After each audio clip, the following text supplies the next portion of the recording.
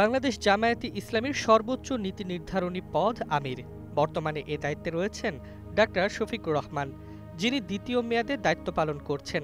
তার মেয়াদ শেষ হচ্ছে চলতি বছরের ডিসেম্বরেই। শিয়া বাটার ও ভিটামিন সমৃদ্ধ লিলি বিউটি সোপ, তারুণ্যময় উজ্জ্বল ত্বকের জন্য। রিমার্ক।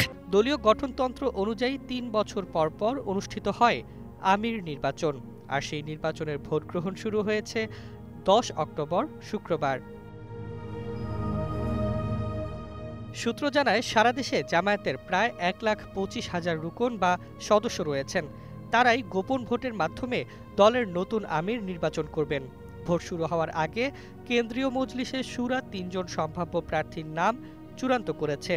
এ তালিকায় রয়েছেন বর্তমান আমির doctor Shafiqur Rahman, secretary general ও সাবেক এমপি অধ্যাপক মিয়া গোলাম পরোয়ার এবং নায়েবে আমির অধ্যাপক মুজিবুর রহমান। দলীয় রীতি অনুযায়ী সাধারণত এই 3 জনের মধ্য থেকেই একজন নির্বাচিত হন, তবে রুকনরা চাইলে প্যানেলের বাইরে থেকেও কাউকে ভোট দিতে পারেন। জানা গেছে, মাঠ পর্যায়ে সক্রিয়তা, মানবিকতা ও সিদ্ধান্ত গ্রহণে গতিশীলতার জন্য বর্তমান আমির ডাক্তার শফিকুর রহমান দলে ও সমর্থকদের মধ্যে ব্যাপক জনপ্রিয়তা অর্জন করেছেন। তার নেতৃত্বে দল সংগঠিত হয়েছে, বেড়েছে কার্যক্রমের গতি ও সাধারণ মানুষের সঙ্গে সম্পৃক্ততা। তবে বিকল্প নেতৃত্ব নিয়েও দলের ভেতরে আলোচনা চলছে। অধ্যাপক মিয়া গোলাম পরোয়ারের প্রতিও অনেক রুকনের আস্থা রয়েছে বলে জানা গেছে।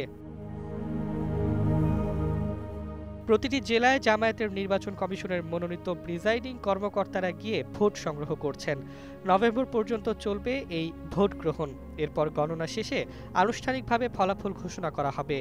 দলীয় সূত্র জানিয়েছে, এবারের নির্বাচনে 2026-28 মেয়াদের জন্য আমির নির্বাচিত হবেন এবং নভেম্বরের মধ্যেই তিনি শপথ নেবেন।